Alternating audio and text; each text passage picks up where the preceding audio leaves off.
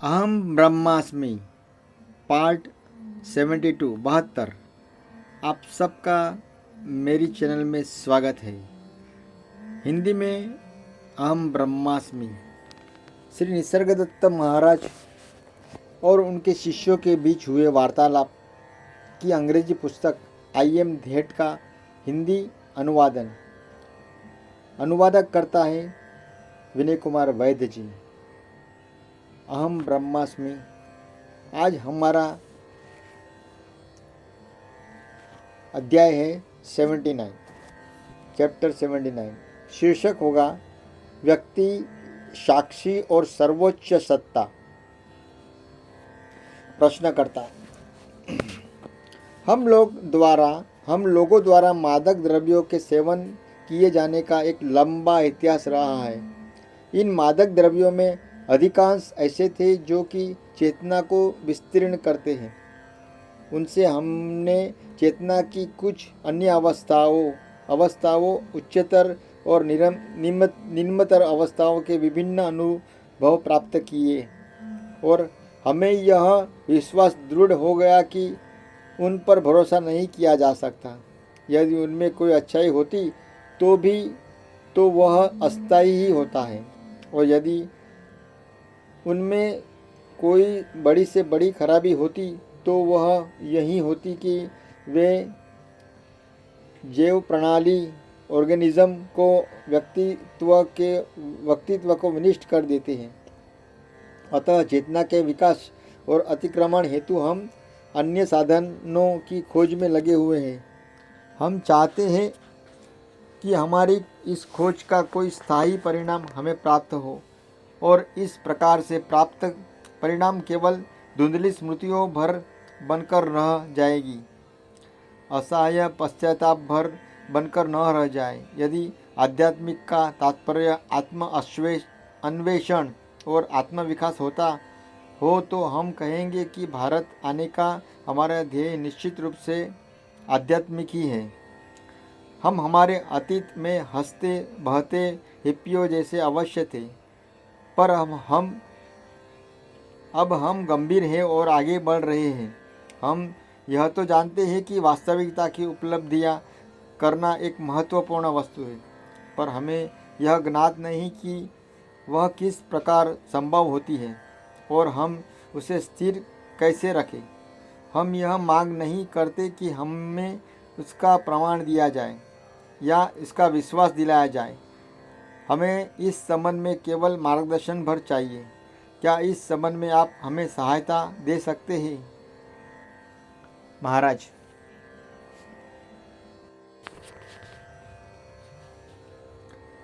तुमको सहायता की नहीं वरन सुझाव और सलाह दिए जाने की आवश्यकता है। तुम जिसकी खोज कर रहे हो वह पहले से ही तुम्हारे अंतर में उपस्थित है। मेरा अपना ही उदाहरण देखो। अपने साक्षात्कार हेतु मैंने कुछ भी नहीं किया। मेरे शिक्षक ने मुझे बताया कि वास्तविकता में ही अंतर में विद्यमान है। मैं अपने अंतर्हृदय में जाका और उसे वहाँ ठीक वैसे ही प्रकट पाया जैसे उन्होंने मुझसे कहा था। वास्तविक को देख पाने इतनी ही सरल बात है जितनी कि दर्पण में अपने चेहरे को देखना। हाँ, दर्पण स्वच्छ, सच्चा और निर्दोष हो यह तो आवश्यक है ही। एक ऐसा मन जो कामनाओं और भयों से विरूप्त न हो, जो विचारों और धारणाओं से मुक्त हो, जो सभी तलों पर स्वच्छ हो। आवश्यक होता है तभी वास्तविकता का प्रतिबिंब होना संभव होता है। स्पष्ट और शांत हो, सावधान और निर्लिप्त रहो, शेष सब स्वतः ही हो जाएगा। प्रश्नकर्ता, सत्य का साक्षात्कार करने से पूर्व आपको भी अपने मन को स्वच्छ और निःशब्द करना पड़ा होगा। आपने यह किस प्रकार किया? महाराज, मैंने कुछ नहीं किया, यह बस स्वतः ही हो गया। मैं अपना जीवन जीता रहा, अपने परिवार की आवश्यकताओं पर ध्यान देता रहा। मेरे गुरु ने भी कुछ नहीं किया, यह बस हो गया, बिल्कुल उसी प्रकार जैसा कि गुरु ने कहा था कि यह हो जाएगा। प्रश्नकर्ता, ऐसे ही अपने आप तो कुछ भी नहीं हो सकता, हर बात के लिए कुछ न कुछ कारण तो होता ही है। महाराज, जो कुछ भी होता है वह उस सबके होने का कारण होता है। कारण तो अनगिनत होते हैं, किसी एक ही पूर्णतः सक्षम कारण की मान्यता भ्रमण पूर्ण है। प्रश्नकर्ता, आप कुछ न कुछ विशिष्ट तो अवश्य ही करते रही होगी, किसी प्रकार की योग साधना या ध्यान आदि। आप यह कैसे कर सकते हैं कि साक्षात्कार स्वमेव होगा? महाराज, कुछ भी विशिष्ट मैंने नहीं किया, मैं बस अपना सामान्य जीवन जीता रहा। प्रश्नकर्ता, मुझे तो आश्चर्य हो रहा है। प्रश्न, महाराज, मुझे भी आश्चर्य हुआ था, पर चकित होने के लिए था ही क्या। मेरे गुरु की वाणी सत्य हो गई। उससे क्या, कुछ बात बस इतनी ही थी कि मैं अपने आप को जितना जानता था वे मुझे उससे कहीं अधिक जानते थे। कारणों की खोज करने से क्या लाभ। बिल्कुल प्रारंभ में मैं हूँ की भावना पर कुछ ध्यान और समय भी अवश्य देता रहा था, पर ऐसा केवल शुरू में ही था, और मेरे गुरु की मृत्यु हो जाने के शीघ्र बाद ही मैं उसे जीने भी लगा। उनके शब्दों सत्य सिद्ध हुए। केवल यह बात है, यह सब एक ही प्रक्रिया है। विभिन्न बातों को काल का आधार देकर पहले तो तुम विभाजित कर देते हो और फिर कारणों की खोज करते हो। प्रश्नकर्ता, अब आपका क्या कार्य है, आप क्या कर रहे हैं? महाराज, तुम कल्पना करते हो कि करना और होना ये दोनों एक ही वस्तु है, पर ऐसा नहीं है। मन और देह गतिमान होते हैं और अन्य देहों मनों की भी गतिशील बना देते हैं, और इससे ही कृत्य अर्थात कुछ करने का नाम दे दिया जाता है। मैं देखता हूँ कि किसी भी क्रिया को यही प्रकृति होती है कि वह एक और क्रिया का सृजन करती है। जैसे कि अग्नि जलते हुए अपना अस्तित्व निरंतर बनाती चलती है। मैं न तो कुछ करता हूँ और न ही अन्यों को द्वारा कुछ किए जाने के हेतु कारण बनता हूँ। मैं सनातन काल से उस सब के प्रति बोधपूर्ण हूँ जो कि चल रहा है। प्रश्नकर्ता, आपके मन में चल रही बातों के प्रति या कि अन्य के मन में चल रही बातों के प्रति? महाराज, केवल एक ही मन का अस्तित्व है, और यह हूँ, मैं वह हूँ, यह मेरा है, वह मेरा है आदि विचारों के शोर से गुंजायमान रहता है। मैं मन नहीं हूँ, न कभी था, न कभी होऊंगा। प्रश्नकर्ता, मन किस प्रकार से अस्तित्व में आया? महाराज, संसार द्रव्य, ऊर्जा और प्रज्ञा से बना है। वे अपने आप को अनेकों रूपों में अभिव्यक्त करते हैं। कामना और कल्पना तो संसार को सृजित करते हैं, और प्रज्ञा उनमें सामंजस्य स्थापित करते हुए सौहार्द्य और शांति के भाव को उत्पन्न करती हैं। यह सब मेरे प्रति होता भर है। मैं जागरूक हूँ पर अप्रभावित। प्रश्नकर्ता, यह संभव नहीं कि आप जागरूक भी रहे और फिर भी अप्रभावित रहे। इन शब्दों में विरोधाभास है। संवेदन का अर्थ है परिवर्तन। यदि आप किसी भी संवेदन को अनुभव करते हैं तो स्मृति आपको अपनी पूर्व स्थिति पर न लौटने देगी। महाराज, हाँ, यह सही है कि स्मृति में जो कुछ भी जुड़ जाता है वह सरलता से मिटाया नहीं जा सकता, पर ऐसा किया जाना संभव अवश्य है। और सच्चाई यह है कि मैं सतत यही कर रहा हूँ। जैसे कोई पक्षी आकाश में पंख फैलाकर उड़ता है तो अपने पीछे कोई राह नहीं बनाता, वैसे ही मैं भी अपनी चली हुई राह के पद चिन्ह नहीं छोड़ता। प्रश्नकर्ता, क्या साक्षी का नाम रूप होता है या यह इनसे परे होता है? महाराज, साक्षी चैतन्य में स्थित एक बिंदु मात्र होता है। इसका न तो नाम है न रूप। यह किसी औस बिंदु में प्रतिबिंब हो रहे सूर्य प्रकाश के प्रतिबिंब सा है। औस बिंदु का तो नाम रूप होता है, पर उसमें स्थित प्रकाश का सूक्ष्म बिंदु सूर्य के कारण उत्पन्न होता है। ठोस बिंदु का स्वच्छ होना और उसके सतह की एक सारता एक आवश्यक स्थिति तो है, पर इतना पर्याप्त नहीं होता।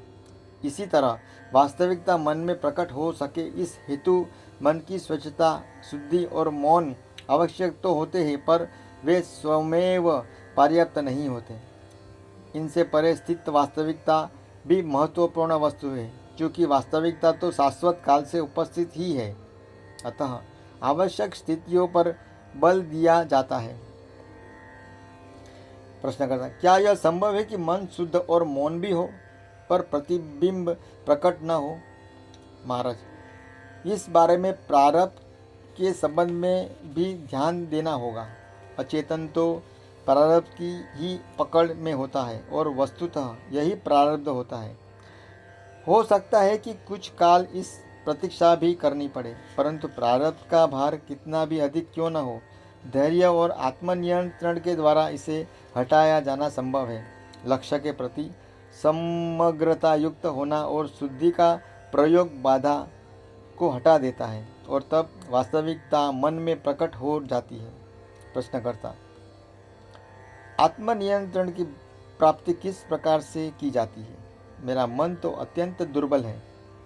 महाराज, पहले तो यह समझो कि अपने जो व्यक्ति होने का विश्वास तुम में दृढ़ है, तुम वह व्यक्ति नहीं हो। अपने आप के जो भी होने का तुम विचार करते हो, वह मात्र सुझाव और कल्पना है। तुम्हारे न तो माता पिता है, न तुम्हारा कभी जन्म हुआ और न ही तुम कभी मरोगे। जब मैं इस प्रकार से बोलता हूँ तो या तो मेरे द्वारा बताई गई इन बातों पर भरोसा रखो, या अध्ययन और जांच पड़ताल कर स्वयं ही इस तक पहुँच जाओ। पूर्ण श्रद्धा का मार्ग सुगम है। अन्य मार्ग यद्यपि कुछ धीमा है, परंतु सुनिश्चित भी है। प्रयोग करते हुए इन दो ही मार्गों का परीक्षा की जानी चाहिए। उस पर आचरण करो जिससे कि तुम सत्य समझते हो। यही सत्य की ओर जाने का उपाय है। सत्य की ओर जाने का उपाय है। प्रश्नकर्ता, क्या सत्य को पाने की पात्रता और प्रारब्ध एक ही वस्तु है? महाराज, हाँ, ये दोनों अचेतन में ही स्थित होते हैं। सचेतन स्तर पर दिखाई देने वाली पात्रता कोरा आडंबर भर होता है। सचेतनता सदैव बाधाओं के इस संदर्भ में होती है। जब बाधाएं नहीं होती तो हम इससे परे चले जाते हैं। प्रश्नकर्ता, मैं देह नहीं हूँ, इस प्रकार की समझ द्वारा क्या उतना चरित्र बल उत्पन्न हो सकेगा जो आत्मनियंत्रण के लिए पर्याप्त होता है? महाराज, जब तुम यह जान लेते हो कि तुम न तो देह हो और न मन, तब तुम उनके प्रभाव से मुक्त हो जाते हो। तब तुम केवल सत्य का ही अनुसरण करते हो। फिर यह तुम्हें कहीं भी क्यों न ले जाए और तुम वही करते हो जिसे किया जाना आवश्यक होता है, फिर चाहे इसका कोई भी मूल्य तुम्हें क्यों न चुकाना पड़े। प्रश्नकर्ता, क्या आत्म साक्षात्कार हेतु कर्म किया जाना आवश्यक है? महाराज, साक्षात्कार हेतु समझ अनिवार्य वस्तु है। कर्म तो केवल परिस्थितियों के अनुसार होते हैं। स्थित प्रज्ञ मनुष्य कर्म करने से पलायन न करेगा। कर्म ही सत्य की परीक्षा है। प्रश्नकर्ता, क्या इन प्रकार की परीक्षाएं आवश्यक होती है? महाराज, यदि तुम अपनी परीक्षा सदैव न लेते हो तो वास्तविकता और कल्पना में अंतर न देख पाओगे। यद्यपि निरीक्षण और विवेचन एक सीमा तक सहायता अवश्य देते हैं, पर वास्तविकता विरोधाभास पूर्ण वस्तु है। यदि तुम अपने विचारों और भावनाओं, शब्द और आचरणों का निरीक्षण नहीं करते तथा तुम में जो परिवर्तन घटित हो रहा है वे तुम्हारे न जानते हुए भी कैसे और क्यों घट रहे हैं, इस पर गौर नहीं करते, तो तुम्हें आत्म साक्षात्कार हो चुका है। इस बात का सुनिश्चय तुम कैसे करोगे? इसकी आश्चर्यमयता ही यह महत्वपूर्ण कारण है जिससे तुम यह जानते हो कि वे वास्तविक है, पूर्वदृष्ट और अपेक्षित वस्तु है। बिरले ही अवसरों पर सत्य होती है। प्रश्नकर्ता, व्यक्ति किस प्रकार अस्तित्व में आता है? महाराज, जैसे प्रकाश के मार्ग में कोई वस्तु अवरोध बनकर जब खड़ी होती है और उसकी छाया अस्तित्व ग्रहण करती है, ठीक उसी प्रकार जब शुद्ध चैतन्य मैं देह हूँ इस विचार से अवरुद्ध होता है, तब व्यक्ति अस्तित्व में आता है। और जैसे जिस धरातल पर छाया बनती है, उसी सत्ता के अनुसार उसकी रूपरेखा भी बदलती रहती है, ठीक उसी प्रकार व्यक्ति भी प्रारब्ध की रूपरेखा के अनुसार सुखी दुखी, श्रम या विश्राम युक्त, लाभ या हानि युक्त प्रतीत होता रहता है। जब देह का अभाव हो जाता है तो व्यक्ति सदा के लिए समाप्त हो जाता है और पुनः वापस नहीं आता, केवल साक्षी शेष रह जाता है। यह अज्ञात महत भी शेष रहता है। साक्षी वह है जो कहता है मैं जानता हूँ, व्यक्ति कहता है मैं करता हूँ। अब मैं जानता हूँ यह वक्तव्य असत्य नहीं है। हाँ, यह सीमित अवश्य है, परंतु मैं करता हूँ यह व्यक्तित्व तो पूर्णतः ही असत्य है, क्योंकि ऐसी कोई भी सत्ता अस्तित्व नहीं रखती जो कुछ करे सब कुछ स्वमेव घटता है, और इस सब कुछ में कर्ता होने का विचार भी सम्मिलित ही है। प्रश्नकर्ता, फिर कर्म क्या है? महाराज, जगत कर्म से परिपूर्ण है और कर्ता कहीं नहीं है। इसमें ऐसे अनगिनत छोटे बड़े और बहुत बड़े व्यक्ति हैं जो तादात्म्य बुद्धि के कारण स्वयं के कर्म करने वाले कर्ता होने की कल्पना से ग्रस्त रहते हैं, परंतु इससे इस तथ्य में कोई अंतर नहीं आता कि कर्म संसार महदाकाश अपने आप में एक संपूर्ण इकाई है, जिसमें सब कुछ सबको प्रभावित करता है और सबसे प्रभावित होता है। नक्षत्र हमें गहराई से प्रभावित करते हैं और हम उन्हें कर्म से एक कदम पीछे लौट जाओ, चेतना में लौटो, कर्म को देह और मन के लिए रह जाने दो, यह उनका क्षेत्र है। शुद्ध साक्षी की तरह तब तक दृढ़ बने रहो जब तक कि यह साक्षिता विटनेसिंग भी सर्वोत्तम तत्व में विलीन नहीं हो जाती। प्रचुर काष्ठ में परिपूर्ण एक विशाल वन की कल्पना करो।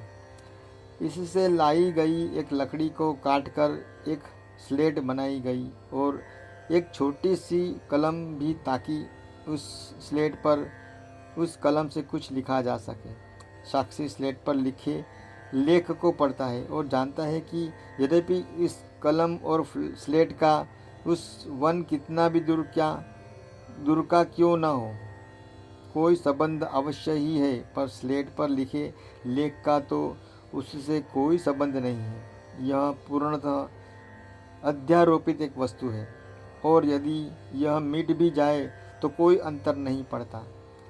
व्यक्तित्व के मिटने के पश्चात एक बड़ा छुटकारा मिलने का भाव भी अनुभव होता है, मानो कि सिर से कोई भारी बोझ उतर गया हो। प्रश्नकर्ता, आपका यह कहना कि मैं साक्षी से परे की अवस्था में स्थित हूँ, किस अनुभव पर आधारित है? यह केवल साक्षी होने की अवस्था से किस रूप में से भिन्न है? महाराज, किसी छपाई किए हुए रंगीन वस्त्र को धोने जैसी बात है यह। पहले उस पर छपी आकृति धुंधली होने लगती है, फिर उन आकृतियों की पृष्ठभूमि और अंत में केवल श्वेत वस्त्र भर शेष रह जाता है। इसी प्रकार व्यक्तित्व विलीन होकर साक्षी रह जाता है, और फिर साक्षी भी खोकर शुद्ध चैतन्य मात्र शेष रह जाता है। वस्त्र प्रारंभ में ही श्वेत था और अंत में भी श्वेत रह जाता है। हाँ, इस पर छवि आकृति और उनकी पृष्ठभूमि का रंग कुछ काल के लिए अस्तित्व ग्रहण करते अवश्य प्रतीत होते हैं।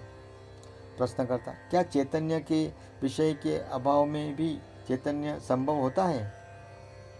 महाराज, जब चैतन्य का किसी विशेष से संबंध होता है तो उसे हमने साक्षित्व कहा है, और यदि कामना अथवा भय के कारण विषय से स्व तादात्म्य भी हो जाता है तो ऐसी अवस्था को व्यक्ति कहते हैं। वास्तविक रूप से तो केवल एक ही अवस्था सतत विद्यमान है जो स्व तादात्म्य द्वारा विरूपित हो जाने पर व्यक्ति कहलाती है। सत्य की भावना से भावने के रंग में रंग जाने पर वही साक्षी है और वही जब वर्ण रहित तथा सीमितता रहित होती है तो उसे ही सर्वोच्च तत्व कहते हैं। प्रश्नकर्ता: मैं स्वयं को सदा ही व्यग्र, लालसा युक्त और आशा युक्त पाता हूँ। अपने आप को खोजता पाता, भोग और त्यागग्रस्त तथा पुनः किसी खोज में रत ही देखता हूँ। मेरी यह निरंतर बनी रहती चंचलता का क्या कारण है? महाराज: यद्यपि तुम्हें अभी यह ज्ञात नहीं, पर वस्तुतः तुम अपने आप की खोज का ही प्रयास कर रहे हो। तुम उस पर परम प्रिय और प्रेम के लिए तरसते रहते हो जो एकमात्र प्रेम पात्र है, और अपने आज्ञावश तुम उसे विरोध और विषमताओं से भी भरे संसार में खोज रहे हो। जब तुम इसे अपने ही भीतर पा लोगे तो तुम्हारी खोज समाप्त हो जाएगी। प्रश्नकर्ता: परंतु दुखों से भरे इस संसार का सामना तो करते ही रहना होगा।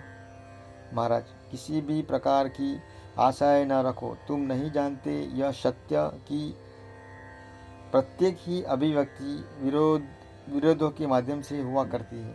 सुख और दुख, अच्छा और बुरा, ऊंचा और नीचा, उत्थान और पतन, शांति और युद्ध, वे परस्पर साथ साथ ही आते जाते हैं। और जहाँ तक संसार किसी भी रूप में अपना अस्तित्व रखता है, उसी विषमता भी उसके साथ होती है। कभी कभी पूर्ण सौहार्द्र, आनंद और सौंदर्य के अंतराल भी आएंगे, पर थोड़े समय के लिए ही। जो पूर्ण है वह पूर्णताओं के स्तोत्र में लौट जाता है और विपरीतताओं की लीला चलती ही रहती है। प्रश्नकर्ता: मैं पूर्णता तक किस प्रकार पहुंच सकता हूँ? महाराज: शांत रहो, अपने सांसारिक कर्तव्यों को करते रहो, पर अपने भीतर शांति बनाए रखो, तब सब कुछ तुम तक स्वतः ही चला आएगा। साक्षात्कार के लिए अपने कार्य को अवलंबन मत बनाओ। इससे अन्य लोगों को तो लाभ हो ही सकता है, पर तुम्हें नहीं। यदि तुम अपने मन को शांति और हृदय में मौन रखो तो ही आशा है। आत्मज्ञानोपलब्ध व्यक्ति अत्यंत धीर और शांत होते हैं। भाइयों, यहाँ पर हमारा अध्याय 79 समाप्त होता है। श्री कृष्णार्पणमस्तु। मैं जो कुछ करता हूँ श्री कृष्ण जी को अर्पित करता हूँ। मैं नए अध्याय के साथ में आपके समक्ष कल प्रस्तुत होगा। तब तक के लिए शुभ रात्रि। आपका बहुत बहुत धन्यवाद। हरिओम। हरे कृष्णा कृष्ण कृष्ण हरे हरे, हरे राम राम राम हरे हरे। मेरी भाई और तथा बहनों, आपको यह मेरा प्रयास आपको अच्छा लगे तो मेरी इस चैनल को लाइक, शेयर और सब्सक्राइब करके मुझे उत्साहित कर सकते हैं। मैं और नए वीडियो के साथ में कल आपके समक्ष प्रस्तुत होगा। तब तक के लिए शुभ रात्रि। आपका बहुत बहुत धन्यवाद।